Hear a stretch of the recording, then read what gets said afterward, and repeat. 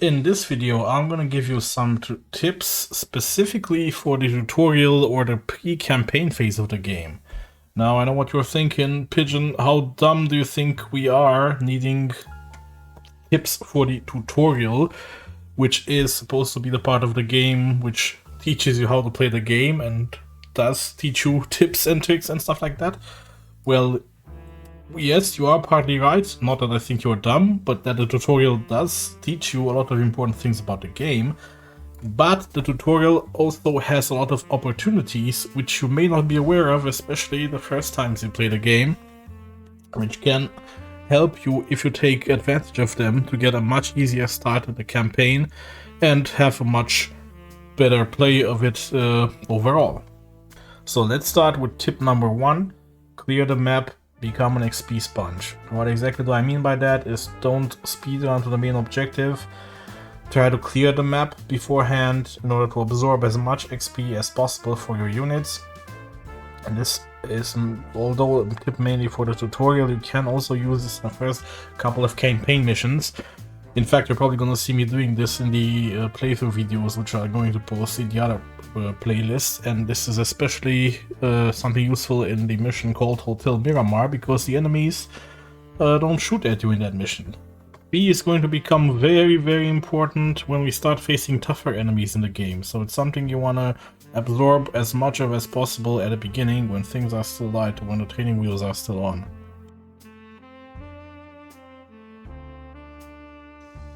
So just at that point, I'll show you the best example, which is mission 5 from the tutorial. So this is the actually the last tutorial mission. It is actually quite easy. So the only objective that you have is to capture this machine gun position here in the center.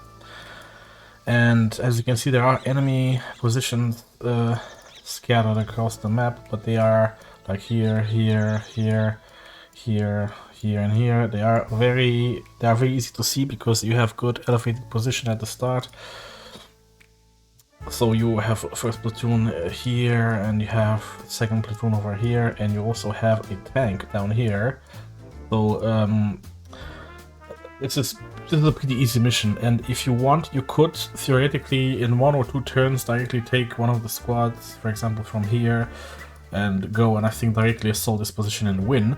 But if you're doing it that way, you are losing on all the experience your troops could gain by taking out all these other positions, like these ones and this one and this one and this one. So I highly encourage you, if you're playing the campaign and the tutorial before it, to take all these opportunities, clear the map basically, and gain as much experience for your troops as possible. And don't be afraid about losses or casualties. These are still training operations. Any soldiers which are casualties are going to get automatically refreshed before the real missions begin, so take your chances, clear the map, see how orders work, try out tactics, and most importantly gain that XP. You are going to need it in the, well, not really at the start of the campaign, but later when you meet the harder enemies, starting about at the half of the campaign. Good, we've got tip 1 in the bag. Let's go to tip number 2. About the XP resources which you picked up, don't hoard them, but invest them, and especially aim to invest them at breakpoints. I'm gonna show you in a few seconds what that means inside the game, but go for breakpoints, invest them to improve your squad in your tutorial mission when you get the chance, and don't hoard these points at the start of the tutorial. You'll get enough of them later, don't worry about that. So to show you that, let's have a look here. Between missions, even in the tutorial, you are going to reach this kind of screen where you can see this Aid Your Men button. And you can also click around here to see some historical materials related to the date, to the war, and to what was happening when your men were, in this case, at Camp Picket training before going to invade Morocco later. So if you click Aid Your Men, you are going to get to this screen where you can invest resources that you gain in your missions called loyalty and prestige, and you can invest these resources to kind of level up the stats of your characters, like Lieutenant Pigeon pictured here, or the squad. Now you will see that, for example, Tin Pigeon has that's a star here and a little heart. So the star is the veterancy level, or the veterancy points, and the heart are is the trust level. Veterancy and for the squads, so the squads have veterancy or XP, veterancy, but they don't have trust. So how does that work? Your veterancy or the XP is used in things like it's basically used in a lot of dice checks, I think, like how much suppression you get, or how the possibility that you ignore suppression and gain Undaunted, stuff like that. But more importantly, I think at every 100 veterancy points, you see you'll get a little star here, like Lieutenant Pigeon has, or like this first squad from first platoon has. And at every 2 veterancy levels, I believe you get an extra order, which is this was the most important resource in this game, actually.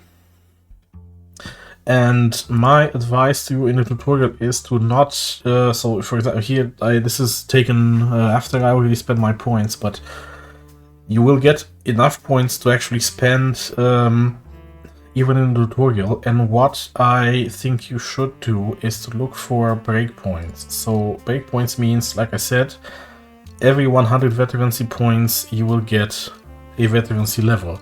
So I would look for squads which have points which are close to veterancy. Well, in this case none of them are, because I leveled them all up. But what I mean is, if we had a squad which had a leader which had for example, we see Lieutenant Dearborn here. He's at 57 and he needs 100 for that first level. So I could spend 5 prestige points to increase the experience here by 25. So every plus click here would be 25 points. I could invest 2 points here, and then I would bring Lieutenant Dearborn over 100 to 107, which would give him this 1 level of veterancy. So that's my advice to you in the tutorial. After a mission, when you get the points, check out the screen and see where you can identify these little breakpoints.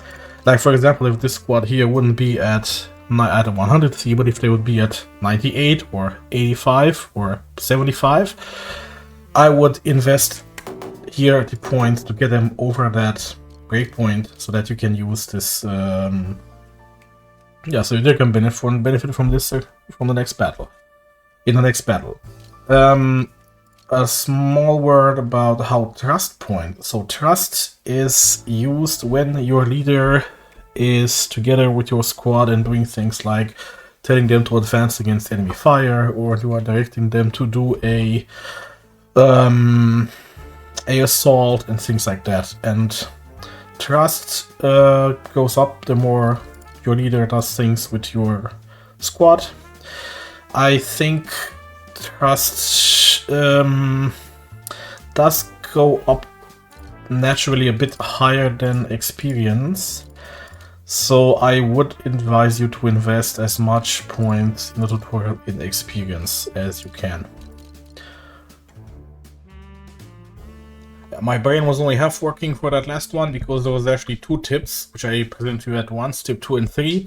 But luckily I can count a bit higher than that, so let's move on to tip number 4, which is use everyone and don't fall into the one favorite squad trap. So what exactly that means, basically don't put all your eggs in one basket with one character or one squad.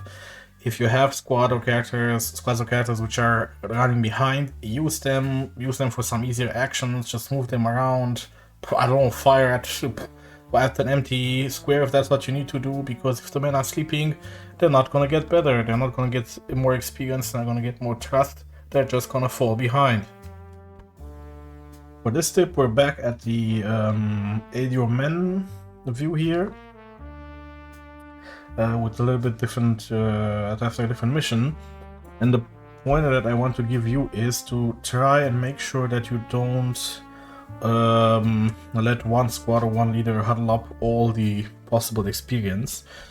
which is something I've kind of done here. So if you look, you will see that the first squad from first platoon has 3 veterancy levels, and Lieutenant Pigeon himself has 2 trust levels and 2 veterancy levels, while everyone else has a little bit lower. Like some squads don't have any veterancy level at all. Okay, maybe this squad here from the third squad from first platoon does have 2, but you see that the experience isn't like uniformly distributed, and this will naturally happen in the tutorial, especially because the character that you're playing, the lieutenant of first platoon and host first platoon, are gonna be part of most missions.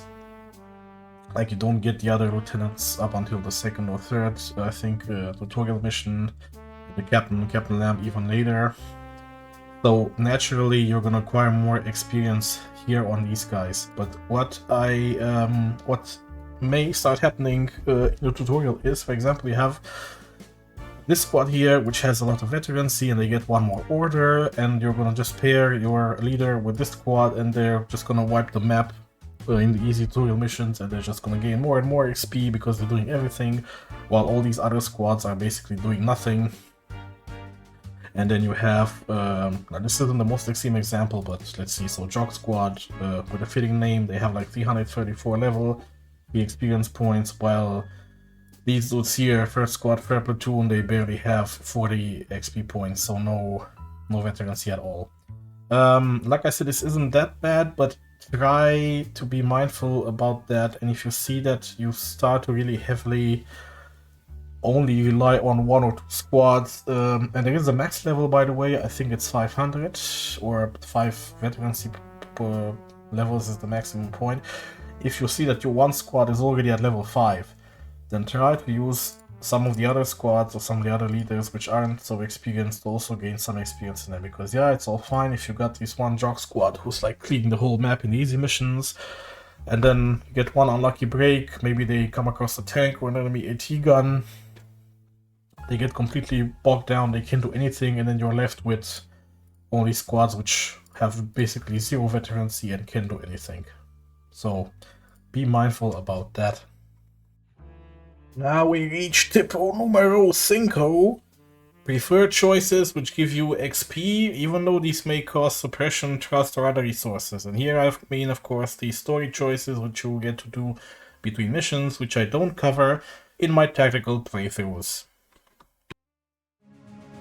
Without spoiling too much, in between missions you'll get story parts like this one, and you will get choices which do affect the status of your men, or of your leader characters.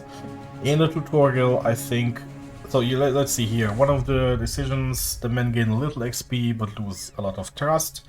In the other one they gain very little XP and also lose less trust, and this third solution doesn't change anything, or it could lead to maybe some other choices, but mainly in the tutorial I really think you should be taking everything that gives you more XP, especially compared to trust, because trust is gained a little bit easier than XP is, and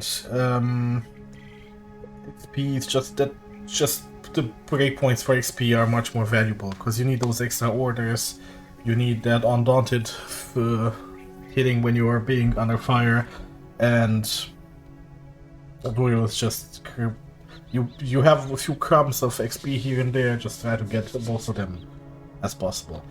Also interesting, looks like this image here on the left has been enhanced with AI, and they not only enhance the colors but also the text on this K ration and on these probably coffee soluble or some kind of what was here, lemon juice or something. Interesting. I just noticed that. Alright. Moving on. Since you stuck with me till the end, I am gonna give you a surprise bonus tip, which you can use not only in the tutorial, but also in the whole campaign, and I assume in the DLCs as well. I haven't played them yet. We're gonna maybe play them together in my playthroughs in the other playlist. But the last bonus tip I want to give you is that XP breakpoints are especially useful for heavy weapons or vehicles. What does that mean concretely? Remember, every 2 experience levels you gain an extra order for a unit or your character, and for a heavy machine gun squad, 1 extra order means you can move and fire the machine gun in 1 turn. For a mortar, 1 extra order means you can fire the mortar twice in 1 turn, which is the same for a AT gun, for example, a cannon. And for a tank, an extra order means you can fire, move, and then fire again in 1 turn, which can be the difference between going home in a box or getting major victory in a lot of missions towards the middle and end of campaign where you're fighting more serious enemies.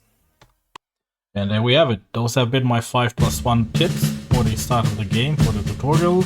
This has been your friendly neighborhood nerd. Battle Pigeon. Signing off. See you guys in the next video.